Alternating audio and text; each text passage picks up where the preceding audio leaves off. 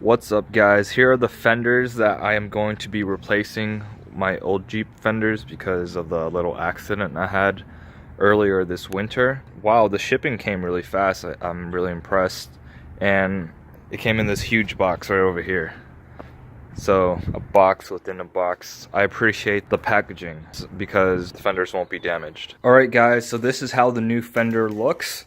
And I just went to Home Depot and bought some metallic black paint, and the color is going to look a little like this. I like it. It looks pretty cool. It's a little shiny, but it's also glossy. So I'm going to be painting this. This already has black primer on it. I'm not going to do a clear coat because I'm lazy, but the proper way to do it is to do prime, then your base coat, and then your cover clear coat. But basically, I'm going to be spraying maybe 6 inches away, very lightly, all over this. And I'm going to be doing a couple layers on this all around. And let's just see how that looks afterwards. So this is how it looks after everything is dried. I let it dry for around 4 days because I'm not in a rush to do anything. But yeah, this is how it looks. I put a lot of coats on this, and I think maybe 5 coats. I just wanted to go extra crazy, but yeah, I did 5 coats of this. And now I just have to take off the original fenders and replace them with these. So to make my life easier, I'm going to be spraying some PB Blaster on this a couple days before I even try to attempt to remove all these bolts, because I know this is a 97, so there's going to be some rust and it's going to give me a little bit of a hard time. Therefore, I'm just going to do this right now, and hopefully when I do take it off, I'll do it again like a couple minutes before, and then it should come out easily. What's up, guys? So I'm in the garage right now with my Jeep, and I just took off my snorkel. I'm slowly taking everything off. It's a real bitch. So I think the hardest bolts to get is the ones that are right in here. So there's 1, 2, 3, and 4. Like, that holds this thing together. Really awkward space to work with. And to make it easier, I took out the battery. Here's the battery tray. Make sure you don't rip this little cable right there. I'm just leaving it like that. But everything else is working fine. I'm using some PB Blaster, better than WD-40. Everyone knows that. If you're a real mechanic, you know that. So yeah, I'm just slowly taking everything apart. I already took this apart, took that bracket off. And I'm probably going to clean that bracket up a little bit and maybe paint it if I'm feeling it. But yeah, it's easy, but then again, it's not easy because it's just frustrating. It's just a lot of work to do. And I'm starting this like on Wednesday night, and it's nighttime. I'm hoping I can finish this at least by Saturday or Sunday, but I'm going to take my time. I'm not going to rush things, because when you rush things is when you mess up, and I don't want to mess up. Alright guys, I'll keep you updated, but yeah. Alright guys, so this is how the Jeep looks without the fender. Just took it off. It looks like a huge mess, but I mean, it was kind of a pain in the butt to take it off, I'm not going to lie. Big pain in the butt. So there's 1, 2, 3, 4, and then there's like another little nipple thing right here. You can see that. That just connects to the fender. And then there is like 1, 2, 3, and 4, and inside 1, 2, 3. And right here too. 1, 2, 3, 1, 2, 3, and that's the battery tray that it connects to. But yeah, that's how that looks. And now I'm going to start cutting up my new fender to make everything fit. Alright, Cool guys, so I have the new fender on. However, I'm not able to put everything on because the grill needs to be pushed back a little, and the other side is preventing it from being pushed back. So I gotta take off this side too before doing anything else.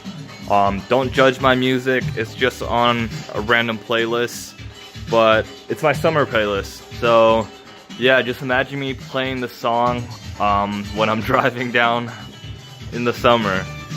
It's pretty lit, I know. But yeah, right now I'm just taking everything off. You have to make a mental note of what goes where.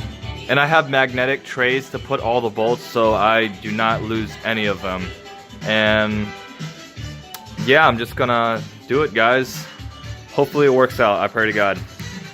Alright, so I'm under the Jeep right now, and this is the driver's side fender that I'm taking apart. So I didn't take this out yet. These are literally the only bolts I didn't take out yet.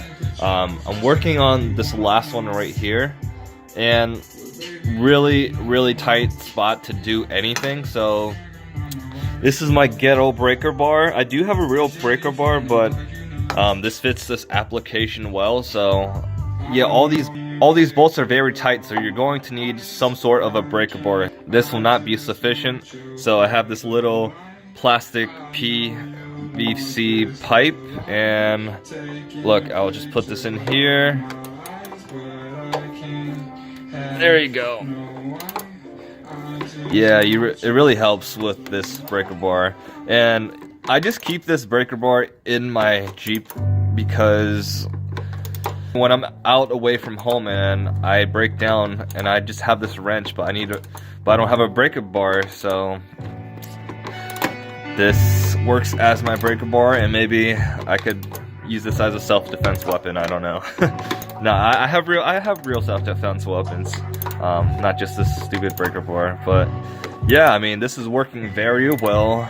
I'm not struggling as much as I was before, but yeah, just taking stuff off.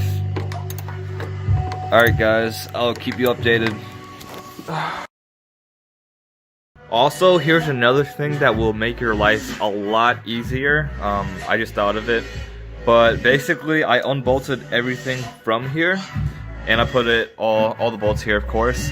But I use zip ties to hold everything, so when I take the fender off, it's not just gonna fall down. It's just going to be at the same location, so when I put the new fender in, it'll be easier just to put in.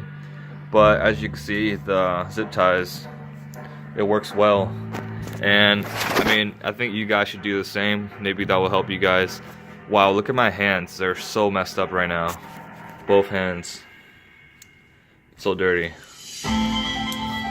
Okay guys, so here's how it looks. I put in both fenders. I didn't want to record that whole process. However, I didn't mount anything on the fenders yet. It's just mounted on to the body right now. But it's still not close to finished at all. So yeah, you're asking why that jack is there. Well, it's an alignment issue. So remember that little crash I had with the black ice, and it hit the guardrail right here? Well, I'm just making sure things align, and I'm working by myself, so it's a little hard to do everything. Therefore, I have to use some interesting methods like a bottle jack to make everything straight. I'm pretty sure when the Jeep got hit like right here, it shifted the body forward this way and like the frame went that way. So I unbolted all the body mounts, and I'm trying to push the body a little bit this way, like a couple millimeters. I'm not sure if that'll make a difference. But yeah, there's also a gap right here. I'm pretty sure that was the reason why. Trying to fix the gap right now. I know the hinges right here can adjust the hood and how far or close it goes in, but I've tried everything. It's not working. So yeah, I unbolted the body mounts down there, and I have this in here, and my Jeep basically has braces right now. yeah, so in order to make that front body mount perfect, I had to just do all this. Use a bunch of these latches. I forgot what they're called, but I had to use a bunch of these. So I had to pull it this way, as you can see from this bumper right here. And I had, the top was a little, like, it was facing up too much. So I'm pulling it down this way. And this was bent in a little bit too much. So I bolted everything really tight with the fenders. And I'm pulling this that way. And yeah, so down here, it's a little, you see this big ass bar, this pry bar I have. There was no gap. There's supposed to be a small gap right here. But before, there was no gap at all. It was tight. You could not put your finger in here. This thing was basically all the way down, like right here. So that was a problem. So I had to, of course, first unbolt the front bolts, and I had to pry the grill and just push the grill that way, the bottom half at least, and I had to put the top, push it that way. So bottom push that way, and the top of this, pull it back this way, so everything can be aligned properly. The hinges on this side, it finally matches, which is cool. But I mean, there's a small gap right here. I think this gap is normal. It's like a 1/4 inch. But that's normal. But yeah, I also have more jacks over here. So I basically just jacked the whole body up, unbolted all the bolts first, obviously, and in hope of the body naturally shifting back that way to normal because of all of those braces that I have on my Jeep. But yeah, that's how it is so far. It's a real work in progress. Putting that fender on was hard too. It was just a lot of work. I was very very unsure that I was going to be able to do that, but somehow I managed. So I'm pretty happy about that. And I'm just going to continue updating you guys about what happens. But yeah, the Jeep has braces now, and I'm just going to let this sit overnight in hopes of, you know, like time helping the metal push that forward. It did help a little bit because before I was using this screwdriver to like get into that really small narrow spot and push it forward, and I mean there's a gap now. Before there was no gap. So I think it is working. So hopefully, you know, just give it some time and it'll naturally just work itself out. But yeah. Now she want a photo, you already know though. You only live once, that's the motto, nigga. YOLO, and we bout it every day, every day, every day. Like we sitting on the bench, nigga, we don't really play.